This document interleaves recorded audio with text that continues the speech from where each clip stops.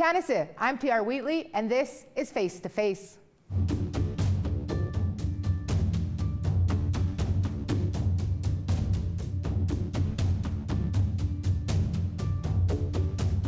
This week, Jaime Black-Morsette is here to discuss the REDress project. In 2010, she started an awareness campaign for missing and murdered Indigenous women, girls, and Two-Spirit people by collecting hundreds of red dresses. The project quickly spread across Canada with empty dresses hung in public spaces as a reminder about ongoing gender-based violence. That same year, on May 5th, the first ever National REDress Day was held. In recent months, she also edited a book called REDress: Art, Action, and the Power of Presence. The book was written as the Search the Landfill movement was taking place in Winnipeg after 4 First Nations women were brutally murdered by a serial killer in 2022. Welcome, Jaime. 15 years with the REDress project, that's heavy hard work. Let's start with the book REDress, Art, Action, and the Power of Presence. You had the launch at the Canadian Museum for Human Rights recently. How did that go?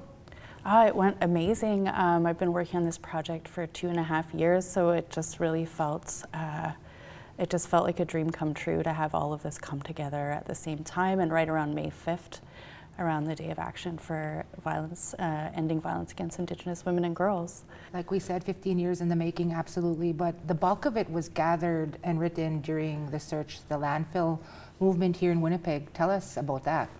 Yeah, I feel like everything I do with this project with the REDress is always kind of led by an intuition, and I feel like this opportunity to write a book about the REDress project came really at the right time, and I had, of course, no idea that the movement to search the landfill would kind of come to a head at that time.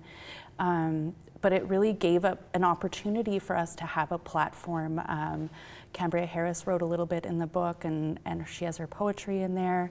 And I was able to talk a little bit about what the community was going through during those 2 years as part of this book. So it felt like a very important timing to be able to tell that story. Yeah, a big theme in the book is power and presence. It's really about sharing space with matriarchs and others active in creating awareness around MMIWG. Mm-hmm. Tell us about some of the other contributors, many of whom have also, inspired you over the years. Yeah, absolutely. I think that in the book there's really work by matriarchs like Christy Belcourt, who's a well-known Métis artist, Sherry Farrell-Rossette, who is an Indigenous academic, and she's done a lot of research around reclaiming Métis history and Métis stories, and she had a really big impact on my life as well. And then there's also artists and writers and up-and-coming young writers like Zoe Roy, who are just doing really amazing creative work in the community, and really having a space to bring all those voices together was kind of what was so great about this book. And the foreword's also done by the late Grand Chief Kathy Merrick, who was on the front lines as well, the late Grand Chief of the Assembly of Manitoba Chiefs. Talk a little bit about that. Yeah, it was so heartbreaking to be working with Kathy on this, and I was so excited to have her words be part of this book and really be kind of like the opening and the grounding for the beginning of this book. And actually the last time I saw her, we were at Camp Morgan, and there was a powwow happening at Camp Morgan because they just started searching the landfill. And she just gave me a big hug, and she's such a generous, open, big-hearted person, and I always felt really cared for by her, and she always really supported the work with the red dresses that I was doing, and so it was really such a shock when she passed away unexpectedly, and I just pay a little tribute to her in the book as well of she was one of the strongest voices. She stood alongside Cambria Harris. She spoke truth to power over and over and over again, and I watched her, and was inspired by her throughout the Search the Landfill movement, and she was really integral in moving forward and making the search happen. Yeah, speaking of that truth to power and taking up space, the book launched at the CMHR. It also housed an installation of the REDress project for years. That was also updated this past May 5th for REDress Day. Yes. The original set had a gloomy feel with an empty forest. It now has an uplifting presence with a white dress added as well as grandfather rocks. Share with us about the idea behind that. Yeah, for sure. I really wanted to bring in a lot of the teachings that I've gathered over the years in doing this work. One of the things that happened with working with the red dresses, it becomes very heavy to do this work. And it's very hard to heal, and it's very hard to hold all these stories of violence and pain that all of our women are going through. And so for myself in my art practice and my personal art practice, but also I think it reverberates out to communities. Like I had to start thinking about like, what does it look like to heal and to bring healing, and how do I bring healing to myself as an artist, creator, and advocate, but also allowing that healing to reverberate through my art practice to share that healing with others. And that was really about what I really connected to was the story of Sky Woman. I spent many years, like over a decade, going out to the White Shell area where the sacred stones are, and learning this creation story and many other traditional stories. And I feel like reconnecting to that knowledge and that ancient knowledge is really a way, a place where we can ground ourselves and find healing and connection in contrast to the world that we're living in with, so many colonial barriers to that connection. So I really want to bring that story of Sky Woman through, and thinking about women as not just victims, but as the creators, as the first, Sky Woman is the first woman that comes down from the stars. And so she has that knowledge, and that she has that knowledge about how to live in balance with each other, with the land. And human beings lived with that knowledge for thousands and thousands of years. And so I think coming back around and reconnecting to that knowledge really is going to help us in moving forward and changing the way things are in the future. The idea of institutions telling our stories or holding our stories isn't ideal to you, but yet at the center of Canada here in Winnipeg at the CMHR building, the stories of MMIWG inside that institution. Tell us from your perspective, the importance of seeing, past your bias, if you will, to take up space in those institutions. Yeah, I think for myself, my art practice has taught me how to take up space, actually, and doing this advocacy work has taught me to take up space, and that we're afraid to take up space, but that's like the motivator of like, yes, you should probably be taking those steps, right? And the whole idea of the institution, that museum is built on sacred ground, so I have generations of family that have walked that land, right? So I was in two minds about that institution being there, but at the same time, it's, it really gathers people from all around the world and puts, anything that's in there, any story that's told in that space is a story that has international kind of eyes on it. So I think it was really important to have the red dresses originally. From the very beginning of the opening of the museum, there were red dresses installed in that space, and they're really holding and reclaiming that narrative and that power, and and so it really does feel special to have that story told on that land. Take us back to when you first really started this journey back in 2009. Yeah. I remember at the time in Winnipeg, there was, this string of vigils for MMIWG, one right after the other. Nicole Daniels, 16 years, Cherise Houle, 17, Claudette Osborne, 21 years, and Hillary Wilson, 18. This was really a turning point for you. This was, of course, years before the national inquiry into MMIWG. Can you just take us back to the injustices that you had seen back then? Mm-hmm, for sure.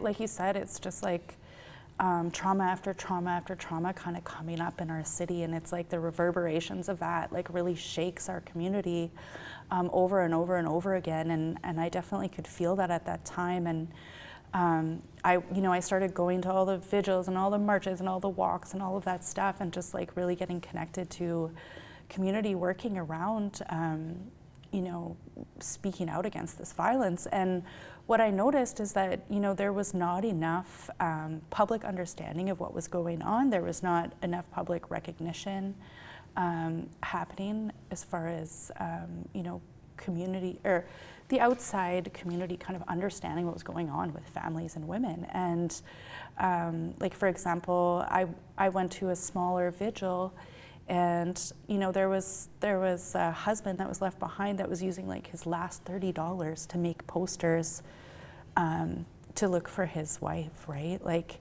and he's got 3 kids in tow that he's taking care of. And like, there was a handful of us at that vigil, and it was really beautiful. The community came together, but there was no, outside of that, there was not really any understanding or public recognition. And I think for myself, the creation of the REDress project was a way of kind of like amplifying that story.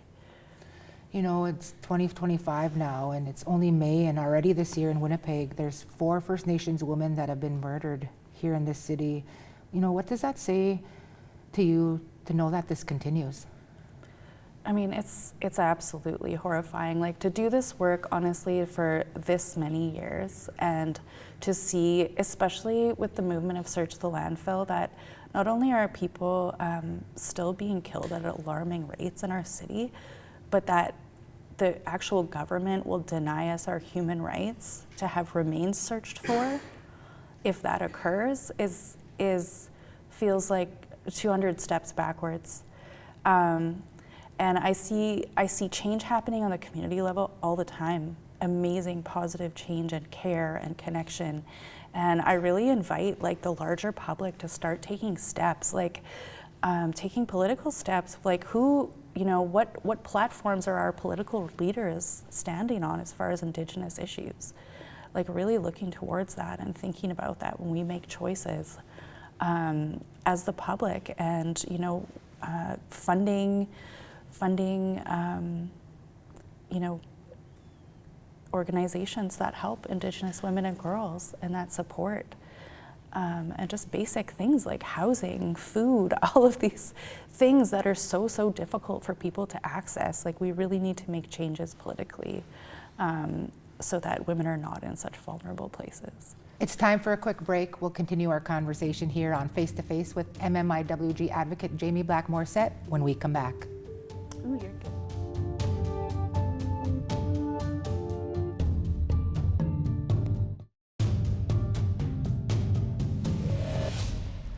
Welcome back to Face to Face. Our guest this week is Jaime Black-Morsette. Jaime, I had the pleasure of working with you during the national inquiry into MMIWG. I worked mainly with the commissioners, but did some statement gathering with family members and survivors, and that's really where we got to know one another. You of course were helping families tell stories through art. Tell us about what that was like, helping others contribute, legacy pieces to this court proceeding. Yeah, absolutely. I mean, I think art has such a powerful capacity to heal, and I really wanted to offer survivors a chance to make art to kind of move towards healing and to tell their stories and their narratives through their creativity. Just that is kind of the work that I do, and so it just felt like the perfect fit to be able to offer that during the inquiry. And it was such a heavy, difficult process that I think that having a creative element was so important to that. It's coming up to 6 years since that report, Reclaiming Power and Place, was released. There were 231 calls to justice. How do you feel Canada is doing in relation to answering those calls? I think that individual kind of Indigenous-based organizations have been doing a lot of work to advocate for institutions to take on the responsibility of taking action around the calls. But I haven't seen a lot of public interest in it. I haven't heard a lot of media around it. It seemed like once that report came out, there was just really a silence that met that report, and I wonder about that. And I really want to, really revive and call people to task around institutions, politicians, to really start taking this seriously.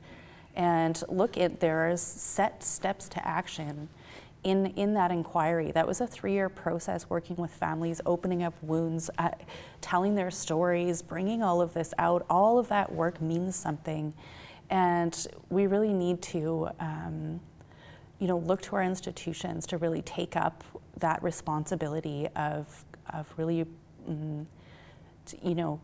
going towards those calls of action. Yeah, that report's name and your book name are very similar.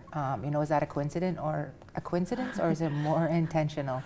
Well, I think that Reclaiming Power in Place, the National Inquiry's final report title was really powerful. And I think around that time, there was a lot of talk about reclaiming and looking into kind of land-based initiatives, relearning a lot of our old teachings and stories, just relearning the creative practices and spiritual practices that we may have lost connection with. And so that really reclaiming narrative was part of that time. And and I think that my book also, has elements of that, of just really coming back to what does it look like to reclaim, to come back to ourselves, to remember ourselves and put ourselves back together and allow ourselves to walk forward with that remembrance as at the core of who we are. As an artist, what would you say to others who want to share space on the issue while attempting to answer any of those calls to justice? Yeah, for sure. I mean, the calls to justice are a good first place to start if you're not sure how to contribute to the movement. I think coming into the movement can be really simple, just coming to a march. We're very welcoming, we want allies, we want people to stand with us, and the more voices, the better.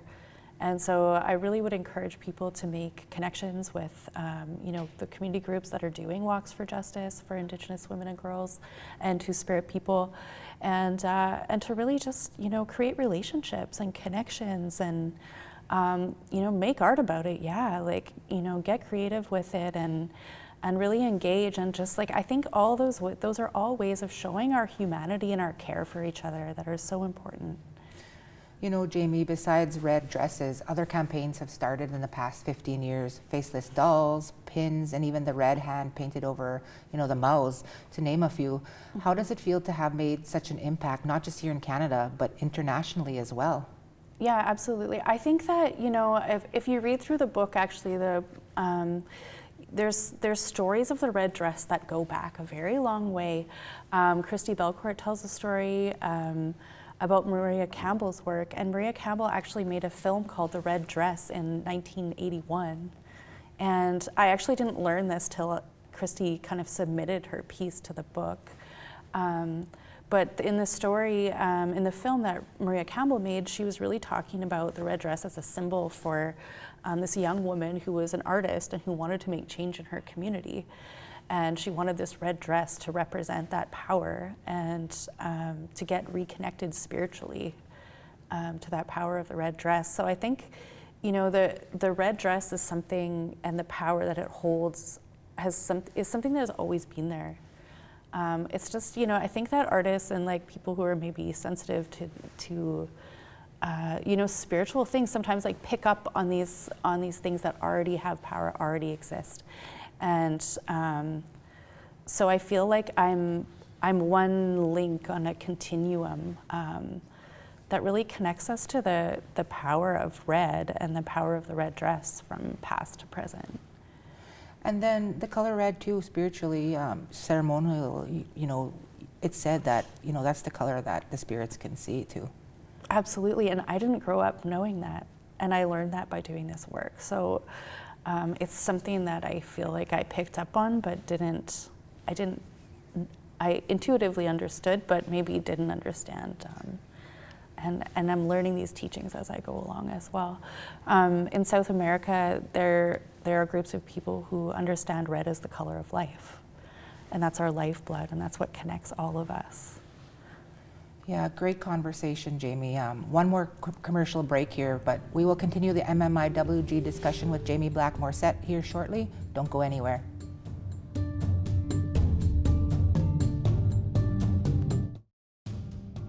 Here, where the muddy water conceals our shadows and catches the light, cloth ties taken by wind, moving color, wood smoke.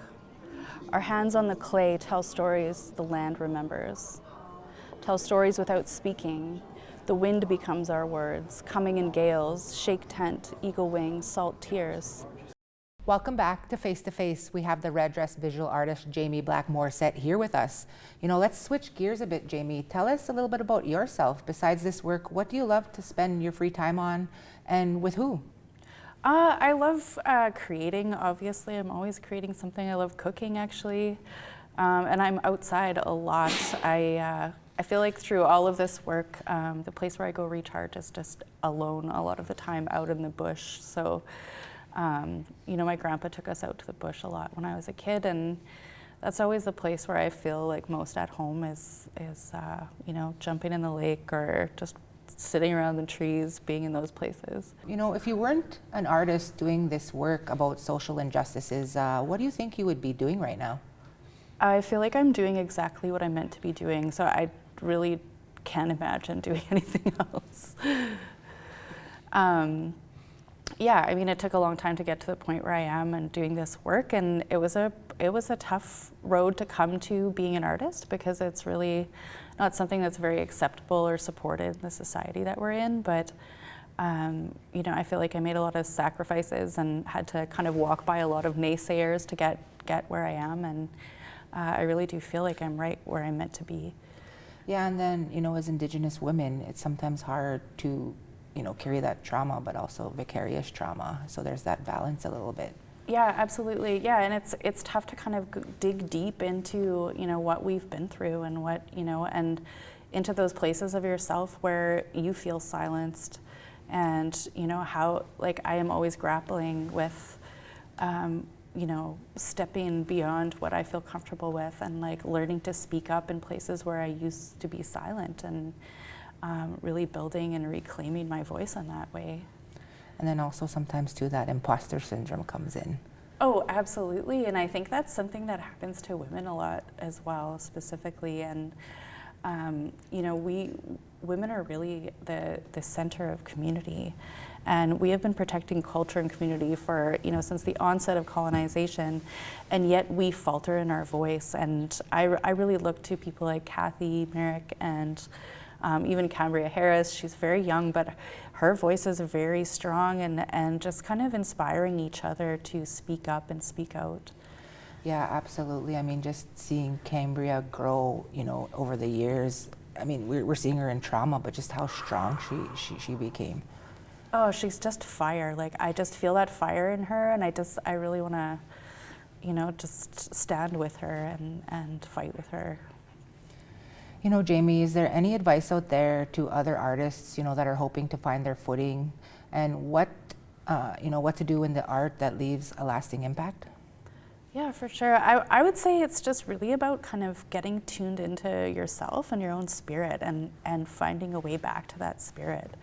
And that's always really hard. Like I said, there's a lot of things that try to take you off of that path of really knowing yourself. And I've used my art practice to find myself. I do all of this work to kind of reconnect to myself, and and that creativity has helped me kind of reconnect to that. So just really being true to what it is we have to express in the moment through our creativity, and following that path will take us to really amazing places. Yeah, I just want to thank you today for doing this interview, but also the hard work that you do. That's all the time we have. If you want to catch any face-to-face episode by visiting our website, that's aptnnews.ca, or check out our APTN News page. This episode and every episode is also available in podcast form. You can find those wherever you download your podcasts. I'm TR Wheatley, Egasani. Dennis Ward is back same time next week.